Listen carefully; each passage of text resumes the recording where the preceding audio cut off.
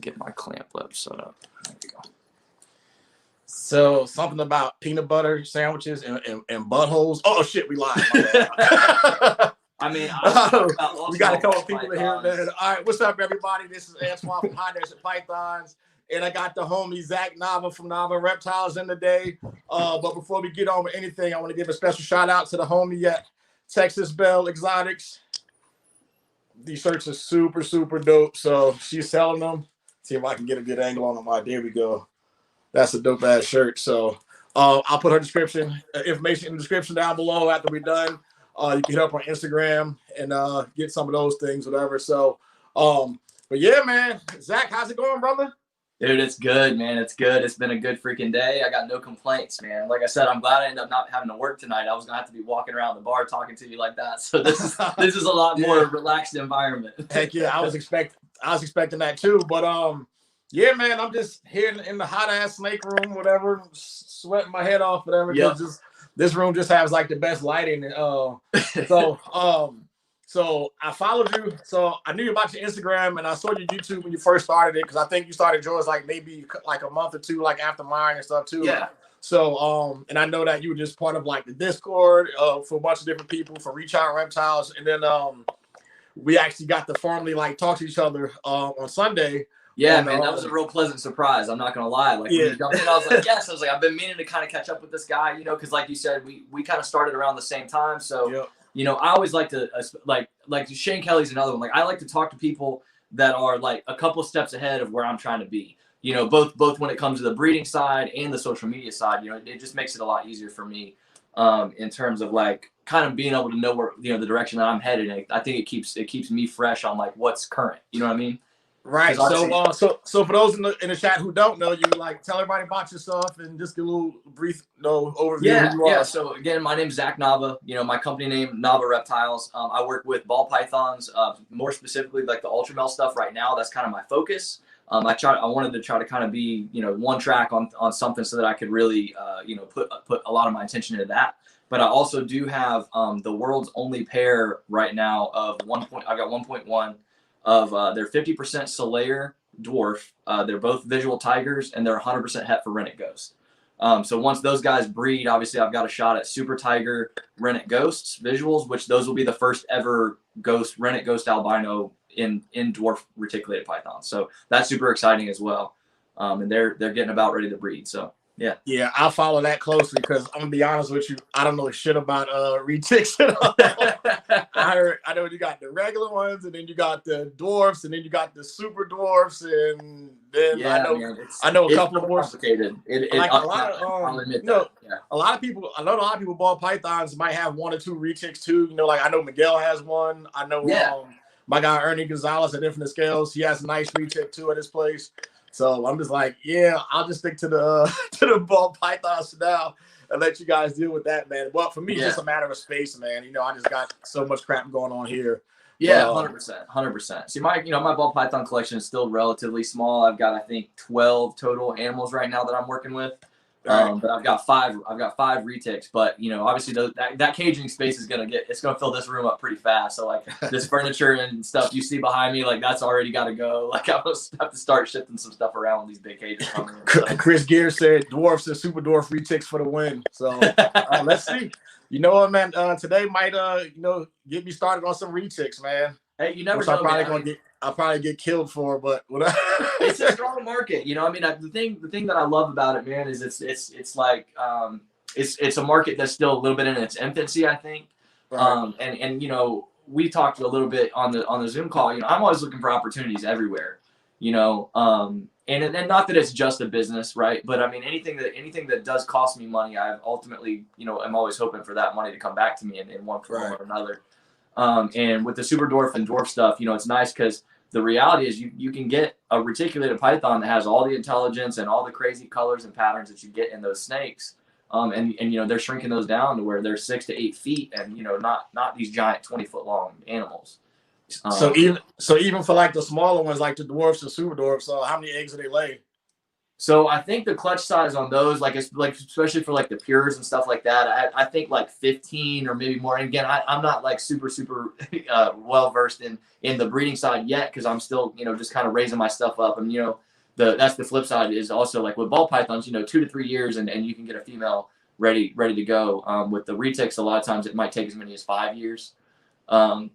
So it's a little more slow going process. So I'm not as familiar with the exact size of the clutches, but I know that it can be anywhere from like so, the ones I have. There was only 3 eggs that were viable. So when did you pick up your first ball pythons? So my first ever ball python was when I was in high school. It was probably like 2003, 2004.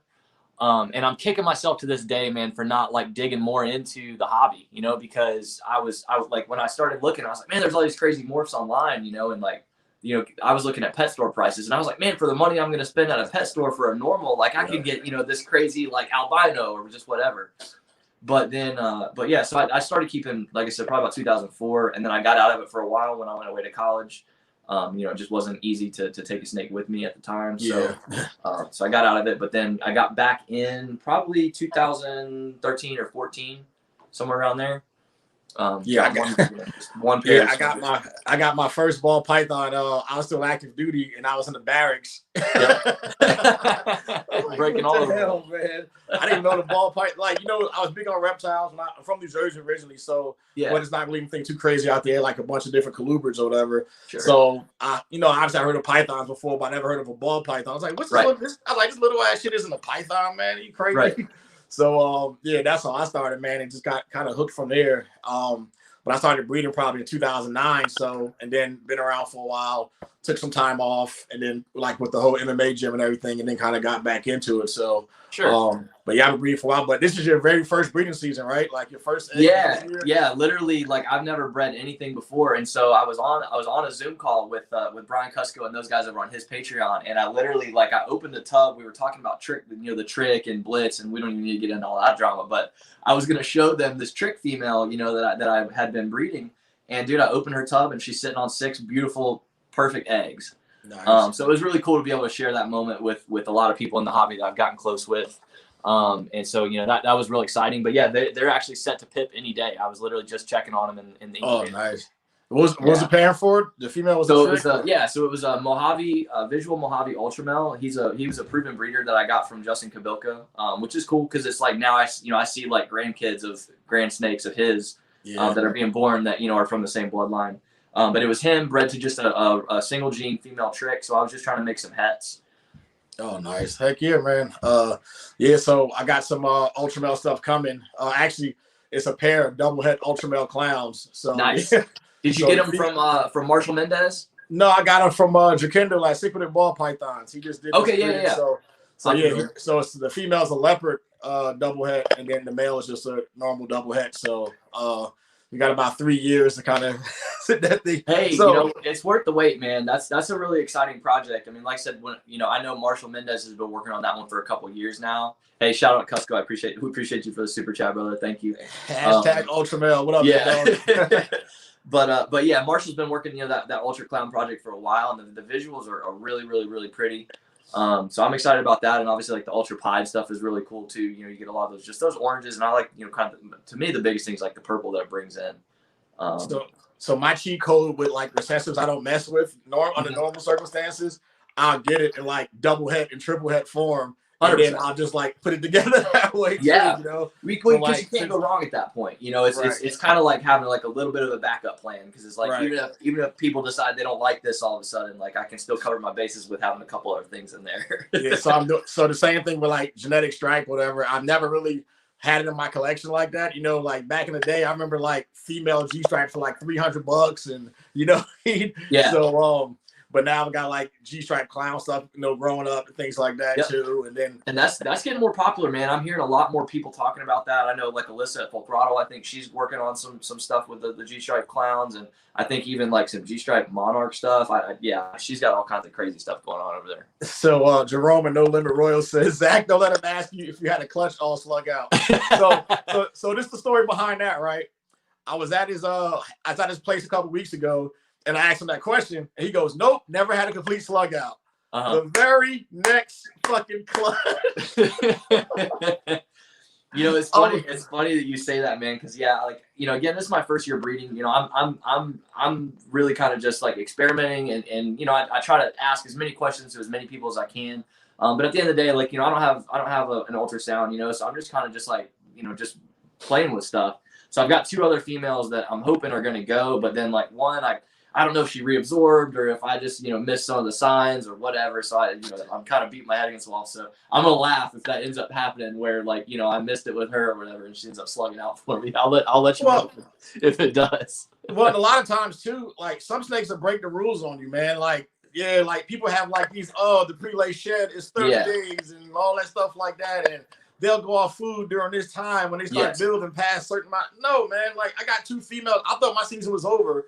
And then I got that pastel spot nose. One day, like she was eating, and then she like maybe took 2 weeks off, and then boom, big ass ovulation, big ass prelay shed, and she's doing any day now. And the same thing with the banana pin issue fire female, man, like eating regular, and then just boom, blew up. Yeah, this is so it happens, man. Both of these girls went off food like almost the exact same time, and then they both literally went into a shed. So I was like, oh, that's amazing, like this must be their prelay sheds.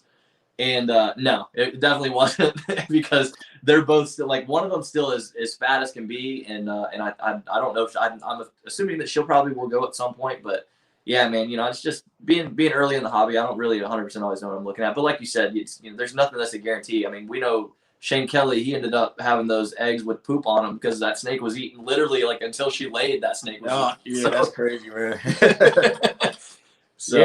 Yeah.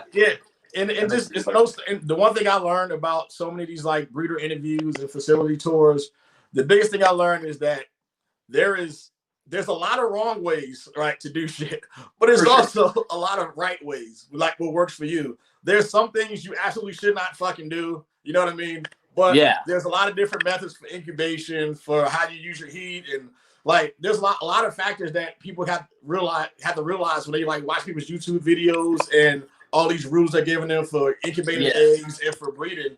You got to take into account the altitude where you're at, the time, the climate, the air pressure where you are. So like a lot of times I'll get stuff from like Florida or Louisiana, like that's like below sea level and where it's like really humid. And then they'll get here to California where right now I'm at 2,300 feet.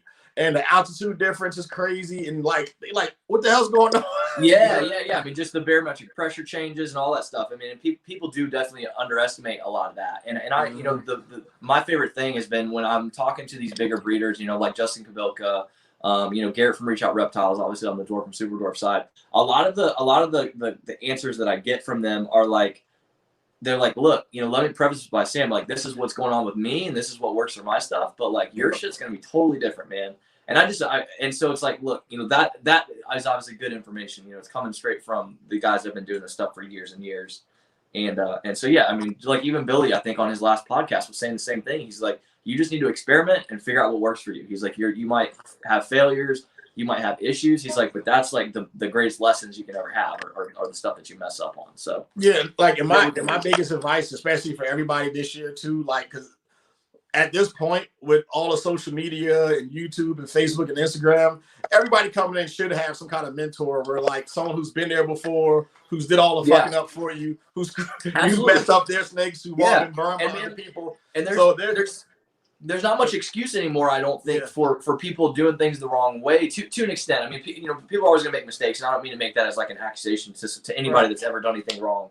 But I think what I mean by that is like there's so many resources available now. Like I almost to the point that you could almost argue that there's almost too much information available. Right. But like between people's Patreons and stuff like that, like you can always get access to people, which is great. Right. So my point to that was listen to those people, So like I've had people like I go through Instagram here and there and look at people's setups and stuff too. And I got into it with a guy last week. Well, not last week, like a couple of months ago, where he did his own build and he had like way too much flex wide. He had like 3 rows of 11-inch in the back. He had the whole side done, the floor done, the top done. And we went back and forth and I was like, hey man, I think you could take out a lot of that stuff and just have 2 panels in the back. And it was one guy who I told about that and he was cool about, okay, let's see what happens. But another guy with like a similar setup lit me up, bro. He's like, you don't know what you're talking about. I'm like, I've been breeding since 2009, man. Yeah. Like, see, that's the thing. like, right. I've done People, all the screwing up for you. You know what I mean? It's like me talking to my teenage kids. I'm like, yeah, dude, man. I already know. Like, so, Yeah. but And that's people the thing. Have you seen a lot of that? Because obviously, like, you've been doing this for a long time, right? Like, even I didn't realize you had been doing it for as long as you have. But I knew you'd been in it for a minute, and but now that you're only, you know, kind of this year, like, getting in, you know, getting big on social media and stuff. Like, do you find a lot of people kind of questioning stuff that you say? yeah, because we're in that we're in that realm right now of like where there's a lot of like what they call like the pet tubers and stuff too, where it's people Yeah. who like have the cheat code of having a good social media presence and having a good Sure. YouTube and having a good Instagram or whatever, but not a whole lot of experience behind them. Yeah. But that's fine. But don't front like you do have that experience. You know what I'm 100%. saying? Like it's a big difference. You know, like I agree. like a lot of people that are killing it right now, and it's their first season, they're doing it right because they have the right people around them. Yes. But there's these other guys that come out and make these videos like bashing different morphs about why it's so bad, and they have like one example of it that screwed them over, and they have no real how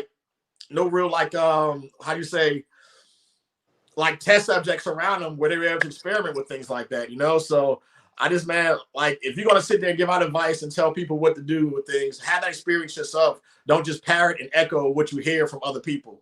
1000%. You know? And, and then listen, if someone you know has produced hundreds of eggs or even close to 1,000 eggs since they've been doing this, man, they've all screwed up. Like everybody, I don't care who you are, has probably cut an egg too early and then, you know, messed up something.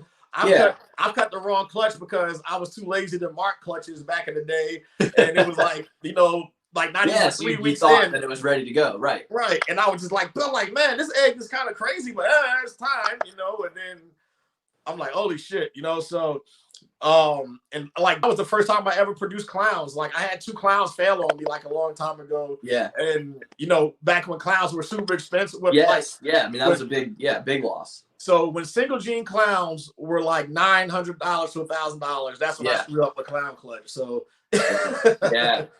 I mean, you know, and that's like, to your point, man. Like, it's been a little tough for me. You know, just as far as the social media and the YouTube side and stuff, because I'm like, I want to educate people on what I know, but I also want to make it very, very clear that like I'm not an expert. You know, like the whole design around my channel for me was to document for people that are just starting out like me, right, so that I can try to teach people that like, hey, you're gonna follow along with me. I might totally screw something up. Like, you know, like if both of these females that I thought were gonna go don't go, I'll absolutely make a video about that. But I also know that there's like this little bit of like a cancel culture and just like the internet is so harsh in their reviews of people, in the sense that the second you tell somebody that you did something wrong or that you messed something up, it's like, oh, well, you suck. Like there's no excuse for a mistake to have being made. Like, you know what I mean? Everybody's expected to be perfect. And so a lot of times people don't share their mistakes, man. And I hate that. Because like you said, like, hey, I've already made the mistakes for you. Like, let me show you the right way to do something, you know, and nobody's even saying that this is the only way to do it, but this is what I can already promise you is going to work.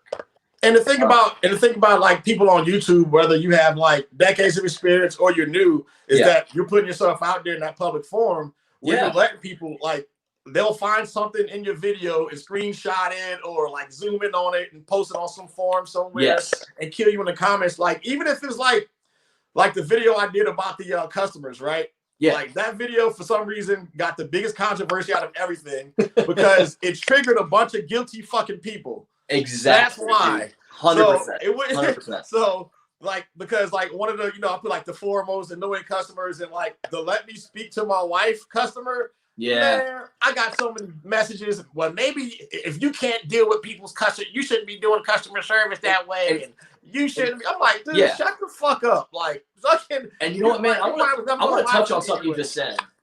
I want to touch on something you just said. So talking about the people that end up, you know, the last message you hear from them is, let me check with my wife, and you never hear from them again. Some of the greatest advice in terms of, if you're trying to build yourself within this hobby as somebody that people care about or whatever, you know, as somebody that's, you know, growing in the hobby, the best piece of advice I was given was like, if you want to have a relationship with a big name breeder or whatever, you know, like a Justin Cabilco or a Billy Rose or any of those guys, the best way to do that is to not be that guy that's emailing them, asking them a million questions, and then you never spend any money, because it's like, then then when you do need something from those guys, I'm sorry, but the reality is it's going to fall on deaf ears. And that's just because at the end of the day, this is a business, you know, and those guys only have so much time in the day to dedicate to people. You know, because I know I heard somebody, you know, complaining that they couldn't get Justin Kabilka to get back to them about something or this, that, and the other. And I'm like, well, you know, like, maybe it's because you've never spent a nickel with him, and you want him to text you back every 5 minutes about some question you have about a clutch, you know? Right. You have to me, it's all about just being respectful of people's time and their knowledge. So, you know, just that's been a tremendous help to me to, like, just, hey, I don't reach out to anybody unless I'm ready to spend some money. And I've been guilty of doing that before. I will. Yeah, so like, I've hit people with the let me speak to my wife before too. That's sure, why I know right, and that's what I'm saying. I don't want anybody to think I've never done that, because I absolutely have, and I felt like I feel bad now. I'm like, yeah, man. I'm like, all right, but like, but most of us know that that's the universal phrase for, man, yes, that's out of my price range, and I'm not buying that thing. Oh yeah, you know. Oh yeah, I mean, man, I come from a heavy sales background. You know, I've worked in sales off and on for like the last 10 to 12 years, and yeah, I mean, 100%. That's like, it's sales 101. Like they like when you're going through any kind of like sales training program, they teach you to like try to how you can try to combat that. But I'm like, no, I mean, that's, you know, there's really, it's sometimes you can, because sometimes it's just, you know, the flip side is some breeders don't realize that maybe they did make a mistake in the presentation of that animal, or maybe they said something that was a red flag for the customer, right? Because I wouldn't always say that it's 100%, you know, like, oh, that's an indication that it's out of their price range. Sometimes it's just an indication that, like, there was something missed in the conversation. You know, you didn't build the value around that animal, or they just, you know, sometimes it's just people decide, like, you know what, this actually doesn't fit my project like I thought it did. But what I will do, though, I will entertain every single inquiry as if they do have money in hand 1,000% and ready to buy, because you never know, you know. Yes, sir. There's a lot of times I message breeders like literally money ready to go, and didn't hear back from them, and I'm like, okay, so then next guy, if you go on Morphmarket, you will see a lot of stuff for that same thing. But a lot of times you want to go with somebody else, somebody that you know, because you've seen them and you know their reputation. But all of a sudden you don't get it, then you just go to the next guy. And I mean, at least you can just, like, sometimes I won't market that sold right away, and I get an inquiry, so I message them, hey, I literally just sold this thing, sorry about that. And just even a message like that is good to go, man. So 100%. Yeah, I mean, it's important to always get back to people, you know, because especially like when you're trying to build yourself up, you know, in the business, which, I mean, you're obviously pretty well established and all that, but I do think it's important that there's communication there, because you know, you never, like you said, you just never know who you're talking to. And man, I'll tell you, the biggest people that are guilty of stuff like that is people even at shows. Like, if you know, I've walked up to people's tables like ready to spend money. You know, if I'm standing at your table like looking at you, and you're just sitting in your chair like playing on your phone, and you don't even acknowledge that somebody has walked up, I don't care what animal is on your table. Like, I don't need it in my collection that bad, because I'm not giving you my money. That's just how it's going to be. But you know, that's becoming less and less common, because obviously those, you know, this hobby is growing fast, man, and a lot of those people are being weeded out. And like when you start selling snakes and things like that, a lot of the times, what I think the reason why people come back every year with me to get stuff from me is because once they purchase that snake, I keep that relationship. It's not like I get your money and I never hear from you again, you know? Absolutely. So Brandon, what's up? Yeah, I shouted you out earlier in the video and stuff, man. Dope shirt, man. Appreciate it. So I'll put your Instagram link in the description when the video is done, so everybody can spend that money on you, girl. So, but yeah, so like I keep that relationship with people. Like I do follow-ups like a month in, you know, like 6 months in. When they're breeding, I'll post them and tag them in it and stuff like that. So a lot of people always know, even if it's like $80 and $100 snakes, like normals and like, you know, pinstripes and things like that. I still follow up with people to see how they're doing, because it's always dope to see something you produce growing up and start making their own babies and laying eggs and things like that too. Yeah. I mean, you know, what people don't realize, man, is that the reality of building any business is that you're building kind of a family. You know, you're building a community of people that are around you, because those people have invested now time and money in you. And, you know, any other hobby, it's like if you're in retail or something, then there's not as much of a connection there, right? But they've invested in a life. You know, that's something that, you know, that came from you. And that's a long-term thing. You know, I mean, that animal they may have for, you know, you hope until it, passes away of old age. So that's a long-term thing.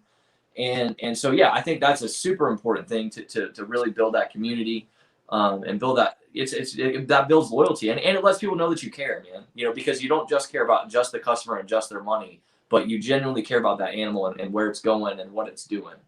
So I worked at McDonald's when I was 15. And then when you became like a crew chief and they gave you like all these manuals to look at, like, I mean, a lot of people think that, I'm just like making burgers and stuff like that too. But in that manual, it kind of explained to you, like, when you sell somebody, okay, I'm about to date myself now. No, when you sell somebody a 39-cent hamburger, right? Yeah. You're not just selling them that hamburger. You're selling them an example of what your company represents. Right. And you should, every single 39-cent hamburger that you put together and hand to the customer is supposed to be a way to sell them on a coming back. Not that sandwich. You're selling a comeback. So, yes. An example, like, I went to Chick-fil-A the other day, and it was like the one time in like forever that they forgot to put something in my bag. And you know what, dude? I was late for work, like, and I could have been so pissed. But I thought about it, and I was like, you know what? My experience with these guys has always been so good. Like, they're always so nice, I mean, it's Chick-fil-A. And so I was just like, I couldn't even be upset about it, because I'm like, man, y'all never fuck nothing up, and y'all always treat me like super great when I come through here. It's just little things like that, man. But it's all about the experience, and just that consistency. Wrapped around Reptile said 39-cent hamburger is Flintstone price. Yeah, that's my buddy Bradley. He and I are doing some Instagram live. Okay, well, all right, I'm gonna shoot myself some bell on that right now. That was in the 90s during the specials. So Wednesdays was 39-cent hamburgers and Sundays was 49-cent cheeseburgers. So shut up, Brad. Oh, man, that's great. But and then moving on to modern day too. I don't know if you're big into the comedy scene, but I listen to Bert Kreischer, and he's one of my favorite comedians. I'm not even kidding. He's literally one of my favorite. He's one of the few comedians that I still follow on Instagram.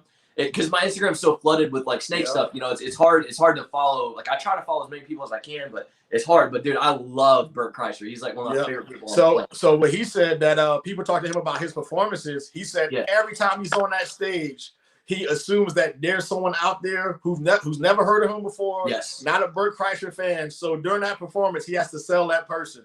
So 100%. I mean, so things like that stick with me too, because I mean, I'm in customer service anyway because I own my own businesses. I own an MMA gym. I manage professional fighters, and I got all this other stuff going on. I work like big in the fight industry too, so I'm always like around people.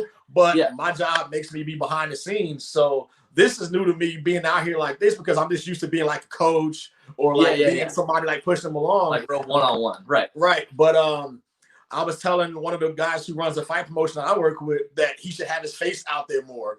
Yeah, it's funny, dude, because I feel the same way. Like, as soon as I started all my friends. I was like, dude, like my buddy is starting a business doing home inspections. It's like, Z, you need to start filming yourself. He's like, what would I film? I was like, it doesn't matter, anything.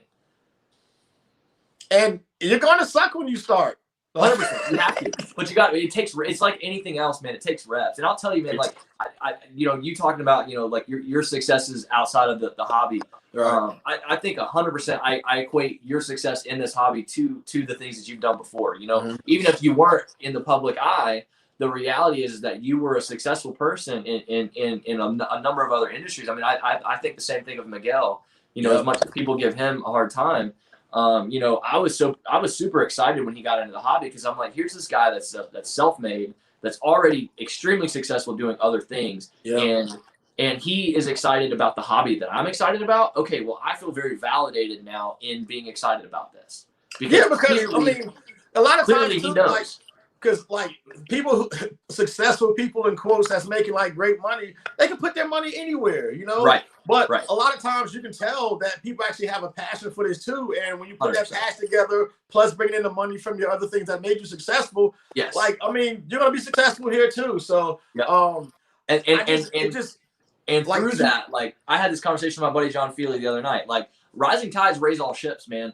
Like, people want to get pissed off at Justin and Miguel and all these, and Billy and all these guys, like, oh, they're just taking these like low end jeans and like causing the prices to go through the roof, so now I can't afford it. It's like, okay, well, good. They're preserving. They're not only preserving the price of projects that already exist, but they're literally elevating the prices of projects that already exist. Like that's literally like that's 100% what we want. Yeah. Hey, take it easy, Chris Sexton. Have a good night, bro. Appreciate you stopping by, Chris. Thanks so much, man. Chris is a good dude. I love him to death, man. But I like the fact that for the past couple of years, I think maybe since 2017, like that whole thing's been changing as far as the breeder. Yeah, there's still like the old school breeders who were still pissed because they refused to keep up with the times and technology and things like that too. Like when I first got in, there was king snakes, fauna classifieds, in the Bush League like reptile forums were like, man, you post a picture in that thing, they are going to kill you. Like if you put like I remember like posting like a lemon blast and there was like a small tiny piece of stuck shed on the side of his face. So it's like, oh my God, is that a stuck shed? Yeah, bitch, because everything you produce 100% have perfect sheds every time. Man, get out of here. You like, just, like stop. Like they like zoomed in and found like a little piece of freaking shit. And that stuff still happens, man. It still does. You know, I mean, obviously, like guys like Barcheck that you know they have a lot of drama that follows them around. But again, it just comes down to, and again we talked about it on the Zoom call. There's just a lot of jealousy, and there's and I can understand. You know, like if you have been in this hobby for 20 years plus, and all of a sudden you're struggling to sell things, I can understand that being frustrating. But the difference is that like the way that I would take that is okay, obviously there's something I need to change. Like I need to adjust myself. You know, I need to make a change with what I'm doing, not, oh, the market is ruined, you guys fucked up. Like, no, you fucked up by not keeping up with things, and this is the punishment as a result. That now all of a sudden, like I think I told you, like there was a guy that was complaining about not being able to sell normal het pies. You know, he's like, oh, I just sell them wholesale as normals for like, you know, $25 or $30 to a wholesaler. I'm like, well, you know, I know a lot of people that don't really have that problem. You know? Well, I tell you this, since I got back after my break from opening the gym, I think this is my 4th season back, I want to say. This is the smallest amount of clutches I've had, the most amount of money I've made. Yeah. So, I don't doubt it. I don't doubt it. And that's the thing is like, people just don't have a great business mind in this industry. You know, that's why you see a lot of just like less than great logos, you know, and things like that. Yeah, because it is still a hobby, right? And I'm not judging anybody or whatever, because for some people it is 100% just a hobby.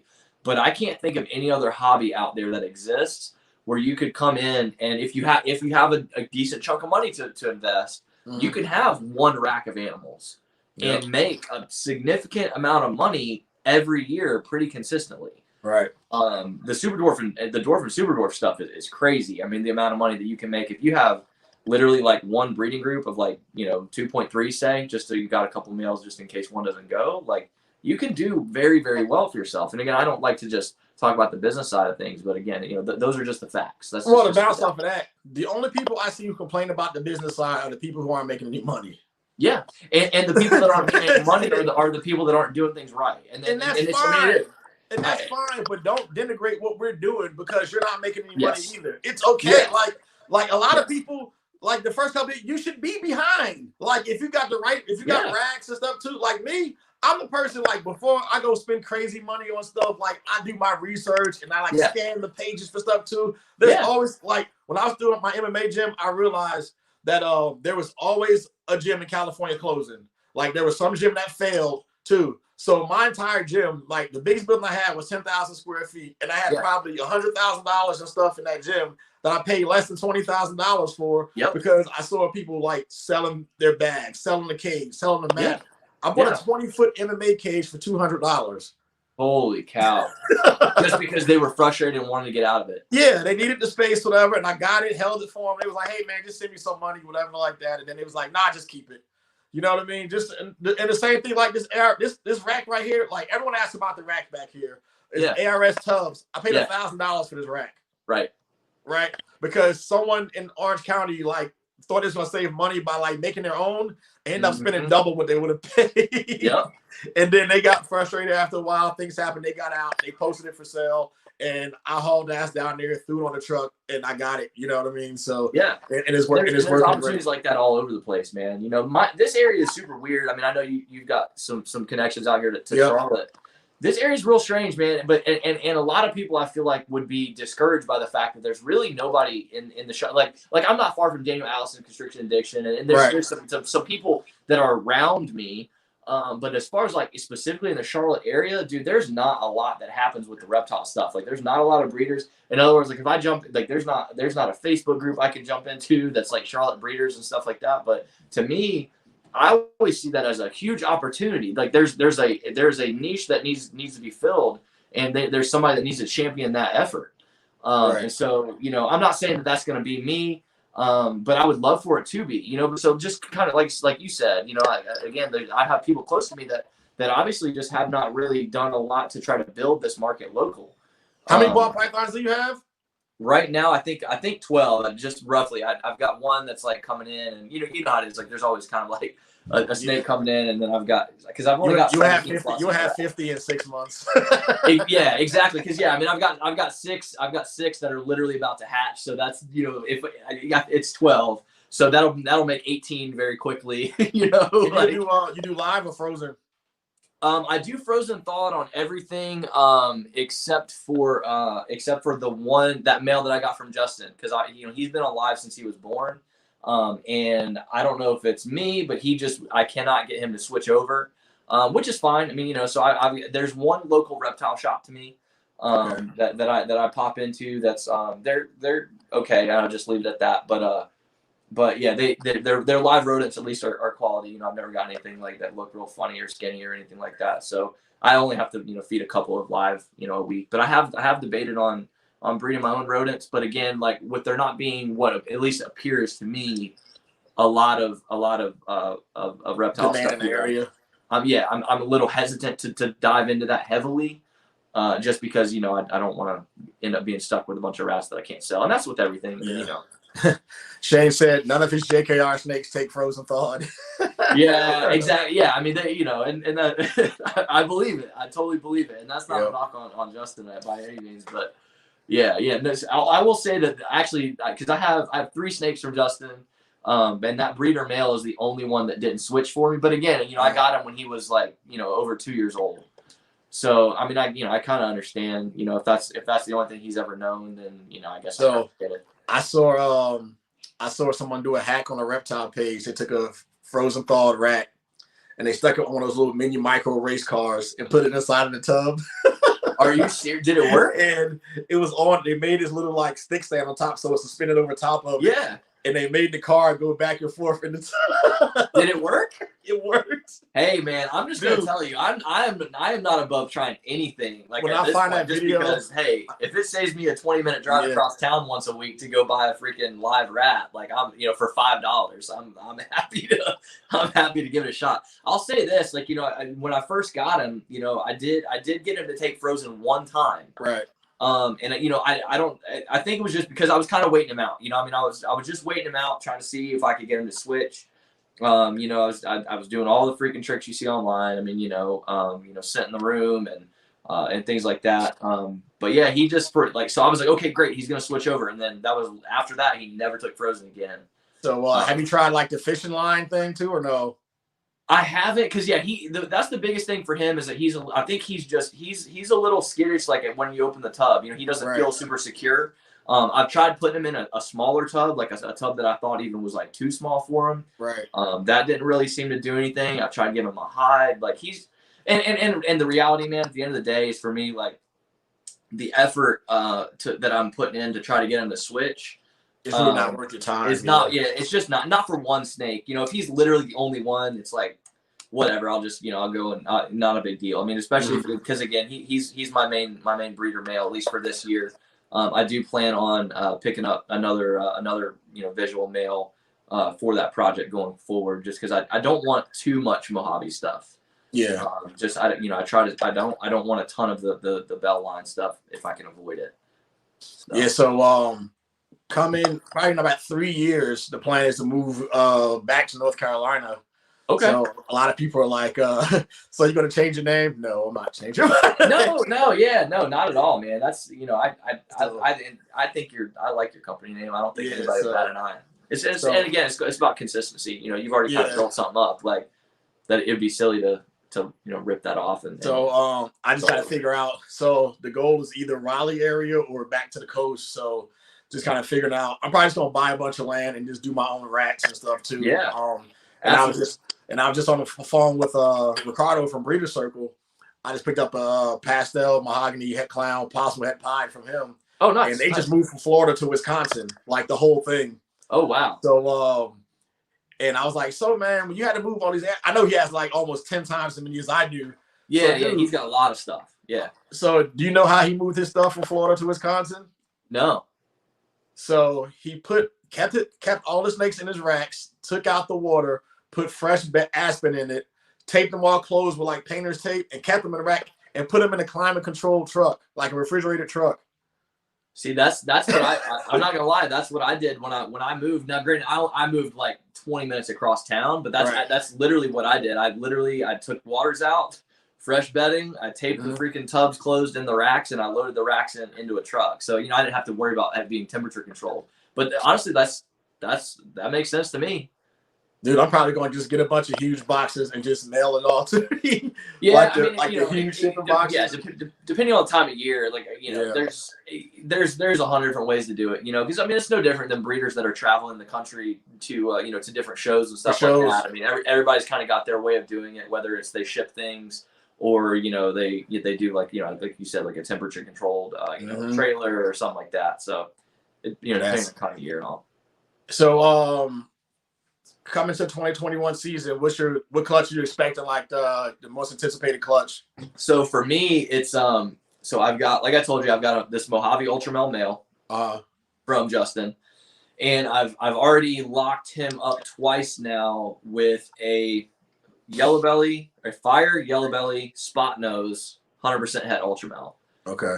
So I've got the long odds would be Mojave fire yellow belly spot nose Ultramel. So I would be really excited about that because I really like the spot nose stuff, and I think just based on kind of the whispers that I hear around the internet, and just kind of watching conversations between people, a lot of people are really excited about the spot nose stuff, even just by itself. Mm-hmm. And obviously, my goal ultimately is to work that into clown and leopard and all that with the Ultramel. I would be like over the freaking moon excited if I could get long term like a visual Ultramel like spot nose leopard clown. So what made you pick Ultramel first to start with as like your main gene? To be honest, like I told you, man, I always look for opportunities and stuff. And maybe I've had people, I'll be honest, like even recently, and so a lot of these guys in the chat will be able to kind of comment on it. Like there's been a lot of people that have trashed it, like directly to me, which is cool. Like because for the record, I go out of my way to ask people what they think about it, right.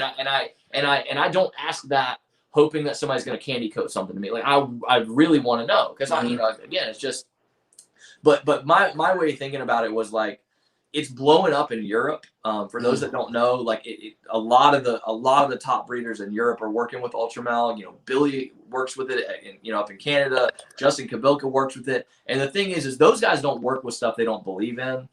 They don't work with stuff that doesn't sell because they don't have to. And so again, for me, it was a lot of just partially it was because of the opportunity, but the reality also was like literally the first time I saw one was Gavin from Balls to You. In the UK. He was talking about and just his passion for it excited me. I like to see anybody that's excited about something. And he was basically kind of starting from scratch with that project, like literally making his own hets with just a basic visual Ultramel. Mm-hmm. And so for me, somebody like that's super successful, to see that they're dedicating a lot of time and effort into a project is exciting. But on top of that, again, like I love the way they looked, man. I mean, the first time I saw one, I was like, wow, that's really neat looking, because I'm like Miguel. I like an orange snake. So it was a combination of just like I said, I see that I like the way they look. They're beautiful to me. And I think there's a lot of opportunity to still do something in that project. Yeah. So I'm just chasing it. Yeah, it's a dope recessive, man, too. And I mean, if you go on Morphmarket, there's this crazy amount of pies, crazy amount of clouds stuff on there too. So I mean, especially like having that good like Ultramel niche, you would be able to corner the market on that, especially like getting in early and doing like a lot of like double recessive and triple recessive projects. So I mean, it's nothing wrong with like long-term projects, you know. Coming soon, like people gonna come to my place and do like facility tours. I'm like, hey, heck of all these triple heads and shit, and like these like I mean, I discount my collection because I say it's really not that impressive and stuff too. But I got like a whole row full of stuff that looks normal that may have like weird flames because it's double heads and triple heads out the ass, you know. It's just like that, man. Like but right now, I have a long-term goal. Those are the best collections, man. Those are the best collections because those are the ones to keep an eye on. We just had this conversation on Cusco's Zoom call last night with Unbelievables. Right. You know, his daughter, she was kind of complaining. She's like, my dad always wants to buy just like the normal stuff that's like double head. I'm like, yeah, because he's old enough now to recognize that, you know, it takes patience. Like he's aged enough to like he's grown that patience to where he sees what he's gonna build in 5 years. You know, it's like somebody that buys an old broke down car and fixes it up. Dude, I produced my first visual pied combo, not just like I think it's a black pastel pied like over 10 years ago. I've never ever put two pies together up until this year. Like two visuals. Really? I've done like a visual to a multi-gene head and vice versa, things like that. But this is my first year ever putting two visual pies together. See, I think about stuff like that a lot, man. You know, like, and again, because you know, I don't want anybody to think that like I don't have a passion for this stuff by me talking about the business side so much, but I feel like it's super important to focus on, especially with where I'm at right now. So that's where my brain always goes to, and I'm like, why doesn't everybody have like a 2-gene combo pied pair? You know what I mean? Like, because it's like, okay, because the reality is like, especially if you do shows and stuff, man, those are gonna just gone, done, and you can make them every year, and you know that's why I love the recessive stuff. I mean, I do. Bro, I'm scared. I never said this public, but until today, but dude, I'm scared of shows now, man. Well, right now it's a little weird, and not even because of the COVID thing. I know, and I know what you mean because I have nothing I purchased from a show that's still alive. Yeah, because that's what I'm saying. That's what I mean. It's weird because there's just so much just like crazy stuff that happens. So I have a story about that. So dude, I went to Arlington. Of all the shows, I went to Arlington, and this is not a knock on because I don't want the people that had this happen to think that I'm trashing on them because I'm not, and I'm not going to say their name, but if they see this later, they'll know who I'm talking about. But just as an example, there was a breeder that was there, and they were selling ASF rats. Well, unfortunately, what happened was overnight they had their ASF rats chew out of some tubs. And and they were literally right next door, separated by just a curtain from Justin Kabilka. And so I happened to actually be talking to Kabilka while Miguel was filming with Chase, and literally Justin went to pull his camera out from a box they had under his table, and there was a rat in there. This was like 5-6 hours later in the afternoon. Like the people thought that they had gotten all the rats corralled back into their tubs and stuff. So, but my point is that like there's just a lot of weird stuff that can happen on shows. You know, I've heard stories of a lot like the animal, you know, the snake flipper guys that just, you know, come there to buy and sell stuff just to make a profit that don't actually take care of anything necessarily. And again, I'm not crapping on anybody that does that, but I just think that it's important to try to control the quality of your animals, and especially from a quarantine standpoint. So, you know, I've heard of those guys having snakes get out and literally like going table to table, like, hey, have you seen a pied ball python? Because I had one that got out and I don't know where it's at. You know, and if that animal ended up being sick or had mites or something like that, it's like, well, now everybody's screwed. So, right, and it's just like everybody's like going to different tables, touching other people's collections, and like you can only account for your own cleanliness. That's it. You can't account for anyone else's. So if one table, one collection has some sick snakes with mice and things like that, and everyone's like, it's easy. Like people grab people's snakes and put it around their neck and take pictures. Oh, look at this clown pied I got and stuff too. And they just had somebody's like tegu on their neck that just dropped a bunch of flakes and fucking mites on them. And then now, you know what I mean? It can get transferred that easy, man. it just weirds me out. Like Yeah. shows, now I'll go for the networking and stuff like that, and for vlogging, and Right. if Yep. but I just don't really jump around like that to shows where I'm like trying to buy a bunch of stuff now too. Sure. Because And the reality is, man, you know, most of the people that I want to buy stuff from, you know, I've got access to them outside of that. I mean, obviously, and that's the world anyways. Like even retail and stuff like that. I mean, you know, the internet is kind of crushing that. I don't think it's ever going to go away.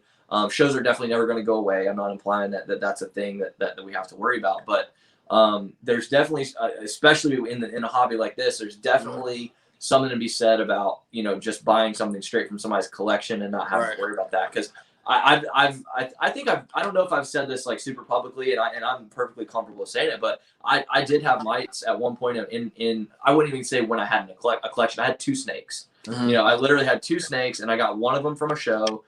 And that snake came in and it gave mites to the 2 snakes that I had at the time, and we knocked them out really quick, and they were dead, and I've literally never since had an issue. But that's also because I haven't bought any more snakes at shows. Right, and then I'm not saying don't ever go to shows. If you want to go to shows, like there's a good way to get deals. But I find myself when I go to shows in front of my phone comparing their prices to Morphmarket. You know, I'm like, okay, he's got this. Well, and it goes back to you know, there's a right and a wrong way to do everything, like you were saying. You know, I mean, I just think that if you are going to buy an animal from a show, I think you definitely need to make sure you've got a decent quarantine setup, and you know, a great quarantine setup. 100%. Like you know, completely different part of your house. You know, another facility would obviously be great. Like if you got a friend that can keep it at a set snake or something, like I don't know. But wrapped around is right. So like to me, as far as like mites go, 100%. If you have more than 30 or 40 snakes, there's 3 types of breeders. There's people who have mites, people who've had mites and don't know it, and liars. Yes, like it happens, man. You're gonna get it. Like there's no way I can sit here and go, I've never ever had a mite. And man, it reminds me of the old adage of like motorcycle riders. Like there's riders that have wrecked, and there's riders that will wreck. And there's no in between. it's for real. It's not a matter of if, man. It's when. Unless you like quit by your head. Above it. It's just the facts. Yeah. I crashed my first day when I bought my R1 in 2005, and then I was fine after that. I got it out the way. Yeah, man. I had a pretty gruesome wreck on a Gixxer 600. And you know, I had been riding for a while. I mean, I wasn't a new rider, but you know, mistakes get made, and I ended up having a guy pull out in front of me from a stop sign, and you know, so I broke this femur, I cracked this hip in 2 places, so I got screws in my hip, I got a rod in my femur, I had a plate in my foot. You know, I was off my feet for like 6 to 8 weeks. I was on crutches and stuff like that. So yeah, you know, things happen, but yeah, it's just again, it's you know, I wouldn't even say that mites are obviously a mistake, because that's really it could be called that, but I don't consider it to be. I just think it's something that happens. It's a little bit, to me, it's a little bit of a natural thing. There's a learning curve involved. You know, it's a big lesson for everybody to learn. And I think that, you know, it's nothing to be shied away from talking about. Just like so, what I want to get to real quick, because I want to wrap it up before 6 p.m. my time, because Reptiles Unplugged goes on at 6 o'clock local time. And shout out to Joel and Adam, because those usually on Wednesdays I like to be finished so I can jump on their stuff too. So the first clutch you made, I saw you use Hatch right? When you put them in there, did you keep them on that, or did you change it up? What was that? Was that perlite? Was it? So it's actually, I was gonna say it's not actually Hatch right. It's just straight perlite. So I use the cooler incubation method, where I've got water in the bottom of the cooler. It keeps perfect 100% humidity within the thing, and then inside the boxes I do have like you said perlite that I just sifted. You know, I wet it down and I sifted to get the dust out, and then I actually let it sit for about 24 hours to dry. So that perlite is almost dry in the box, and they're sitting directly on it. Okay, and then so how they look right now? They look like pretty dimpled, or they still look solid? Yeah. I was just gonna say, I just posted. If you guys check out my Instagram, I just posted a picture the other day. They're starting to dimple in like real heavily, so it's like, you know, they're absorbing everything that's in there, and they're getting ready to start moving around any day. I think I'm at day 51 right now, so I mean, literally, like I'm checking it a couple times a day just to see. So you're gonna cut it or no? I will, like if I hit day 55 and they haven't pipped, you know, I'm definitely gonna start cutting them, and I'll obviously you know, post a video of that. You better be careful, man. You might get posted in that Facebook group about the people who. Hey, man, you know what? Don't buy from Zach because he cuts his eggs. I'm fully prepared, 100%. Like, most of my good friends, a lot of my good friends at some point or another have dealt with some controversy and things like that, even over stuff that's stupid. So, I have tried to kind of mentally prepare myself to just be ready for whatever, man. And because the reality is, like I said, those people are either going to talk shit and then they're going to disappear from the hobby, or they're going to talk shit and then they're going to feel bad about it later because they find out that the stuff that I did wasn't really a big deal, or I will do something wrong. I might fuck up. Yeah. I don't know. And I'll own that and I'll learn from it, and it is what it is. So yeah, so people's pastimes now is like going back to my old videos and critiquing like my third video, going, you should never post a video with vocals and music over it because that's never a thing. I'm like, yeah, man. So then you click on this guy's YouTube, and he has like 20 subscribers in his. Yeah. I'm like, dude, like, yeah, thanks for the help, bro. Like, there's little things that will upset people, because I've gotten feedback like that, and the reality is that unfortunately it's the internet. There's literally millions and millions of people that may or may not see my content. Yeah. And I cannot. There's no way I can target one person's request and keep everybody else happy. So man, I just do my thing and I post stuff and thankfully, like I said, so far I haven't gotten anything negative. Maybe I will after this live. I don't know. But again, I'm fully prepared for that. I think that people that want to have a conversation about that stuff, I'm happy to do so. If people want to educate me on something, I'm always willing to learn. But if you want to come at especially me, man, don't feed the trolls, man. You're right, man. Do not feed the trolls. Yeah. Yeah. So, so we talked about the incubation method, and what kind of racks do you have? Right now, I've got one brand I won't talk about that's not in business anymore, and I've got two Vivarium Electronics racks that I like a lot. Because they're super close to me. I think they ship from Reptile Basics, or I think it's Reptile Basics. They're located in North Carolina. The one you talk about, is that the rack who they just went out of business like in the past couple months out of the blue? Yeah. Okay, yeah. I wouldn't recommend anybody to buy from those.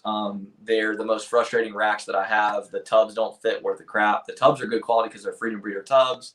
Yeah, but they do not fit properly in this particular PVC rack, and I'm not a huge fan of how the heat's done either. It's been safe for me personally, because thanks to I modified the tape and stuff that they used, but yeah. Secret of Ball Python said tall grass, LOL. Yeah, it was, and now I'm cool with it. Yeah, it was tall grass, and I'll tell you this, when they shipped the stuff out, I had some pieces that were broken and stuff, and they were real quick to get things fixed, and they mailed me some stuff out. So from a customer service standpoint, they were good, but just unfortunately the quality has not been the best. So. So yeah, before we get out of here, though, man, thanks to everybody that was in, Sick With It, Wrapped Around, Shane, No Limit.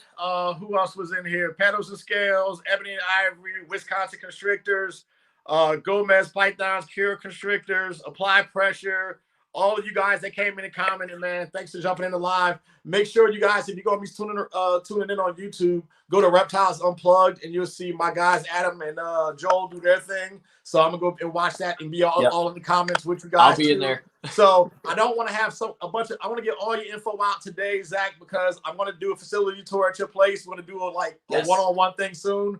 So I really appreciate you coming in, man. And you have knack. You have a knack for carrying these interviews and conversations. You made this thing go by super smooth because you did most of the talking, and that's what I wanted too. So thank you.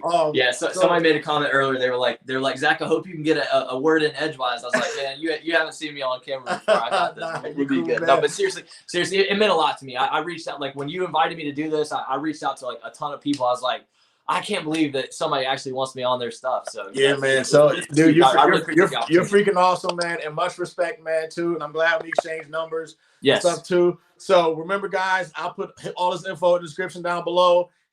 There's no way he should not have 1,000 subscribers yet on the channel yet and have over 1,000 damn followers. So he's gonna be killing it, man. He's gonna be one of the killers to look out for. So once again, thanks to Texas Belle Exotics for the dope T-shirt. Thanks, Zach, for coming through. Thank you, share, man. Subscribe, hit that notification bell so you know every time a video pops up. Until next time, guys. Deuces. Later, guys. Appreciate y'all.